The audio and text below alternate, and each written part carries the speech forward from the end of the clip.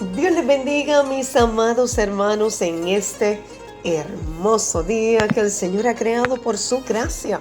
Hoy es día de reflexión, hoy es día de aprender un poquito más la palabra de Dios y no solo aprenderla, sino ponerla por práctica.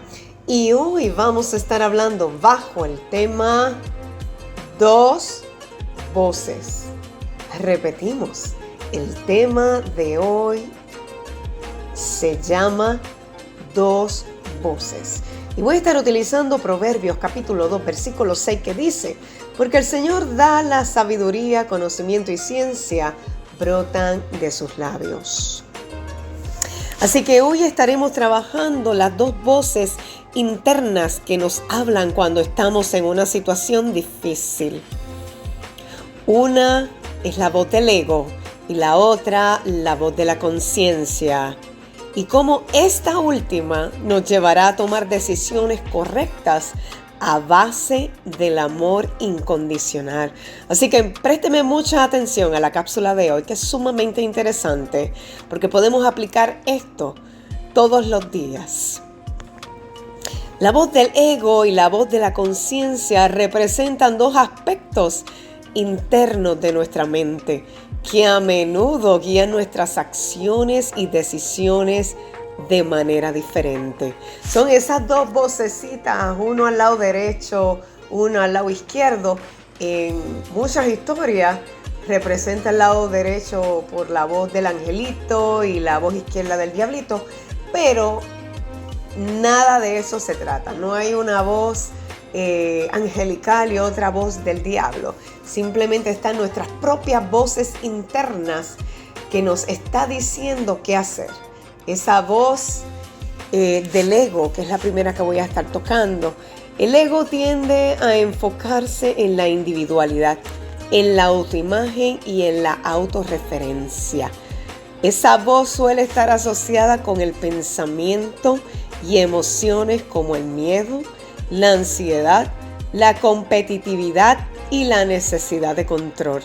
La voz del ego puede impulsarnos a actuar desde un lugar de autoimportancia, la necesidad de validación externa o búsqueda de gratificación inmediata. Puede estar influenciada por nuestras experiencias pasadas, nuestras creencias limitantes y deseos personales y vacíos. Así que ante una situación está la voz del ego que nos va a estar diciendo: tú no mereces eso, vive con el que dirán las demás personas, alimenta tus propios vacíos, etc. Entonces, por otro lado, está la voz de la conciencia, esta voz que nos dice lo que tenemos que hacer correctamente. La voz de la conciencia está más orientada hacia una perspectiva más amplia, más compasiva. Esta voz suele estar asociada con sentimientos de empatía, de comprensión, de bondad y de conexión con los demás y con el entorno. Así que la voz del ego es egoísta, la voz de la conciencia es empática con cualquier situación que tú estés viviendo o experimentando con las demás personas. La conciencia nos guía hacia acciones que están alineadas con nuestros valores más profundos. Esos principios éticos, una comprensión más profunda de la interconexión de todas las cosas. Esta voz nos ayuda a tomar decisiones basadas en la sabiduría, en la comprensión de las consecuencias a largo o a corto plazo. Así que en la vida cotidiana podemos experimentar estas dos voces internas de manera simultánea. ¡Qué interesante! Y a menudo enfrentamos la elección entre seguir la voz del ego, que puede estar impulsada por el deseo de satisfacer necesidades inmediatas o proteger la imagen propia, o escuchar la voz de la conciencia que nos guía hacia decisiones más altruistas, más éticas, más armoniosas con nuestros propios valores más profundos.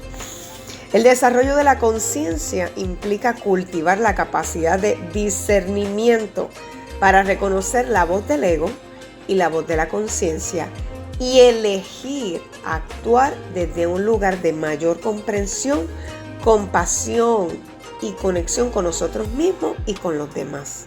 Es actuar desde ese amor incondicional, en donde cubrimos amarme a mí misma, a mí mismo, y por ende amar a las demás personas.